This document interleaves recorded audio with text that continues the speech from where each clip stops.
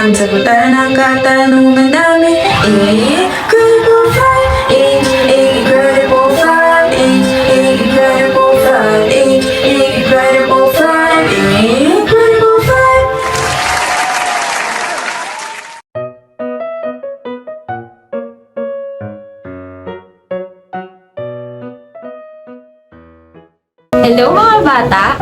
Ngayong araw ay babasahin natin ang kwento ng Ang Mayabang na Palaka. Si Froggy ay ubod ng yapa. Lagi niyang ipinagmamalaki ang tisig at laki niya. Sa bagay ay totoo naman. Sa lahat ng palaka sa lugar na iyon ay wala siyang katulad sa gwapo at laki. Mahilig magpasikat si Froggy, lalo na kapag nakita niya ang dalagang palaka. Gustong-gusto niyang pumupunta sa mga sayawan at mga pagtitipon para ipagmalaki ang kanyang forma.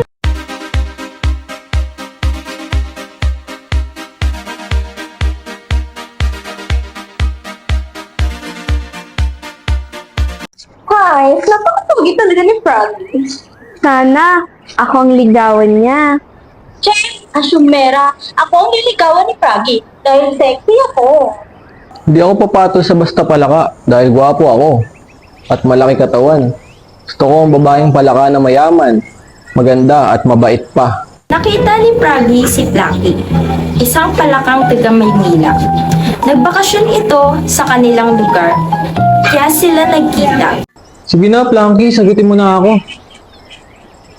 Ay napupusuan na si Plucky, isa iyong kalabaw na madalas maligo sa lugar na pinagbakasyonan niya. Hi! Ang laki talaga niya.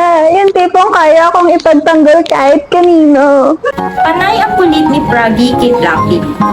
Naiinis naman ito sa kanya. Nagyabang si Froggy, naghubad ng damit at pinakita ang malaking katawan. Pag ako naging asawa mo, Planky, may inggit sa'yo lahat dahil ako ang pinakamalaking palaka dito. Hindi ang totoo niyan, may nobyo na ako. At di lang siya malaki. Malaking malaki. Gano'ng kalaki? Ganito ba? Hindi mas malaki pa dyan. Muling humigop ng hangin si Froggy.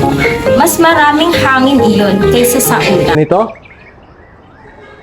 Hindi talaga, mas malaking malaki pa dyan. Muling ulit si Plucky. Humigop ng maraming hangin ang mayabang na palaka. Ang kiramdam ni Froggy ay sasabog na ang dibdib, pero hindi siya tumigil.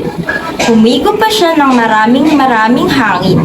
Sa muling paghigop ng hangin, ay hindi na iyon nakayanan ni Froggy. Sumabog na siya.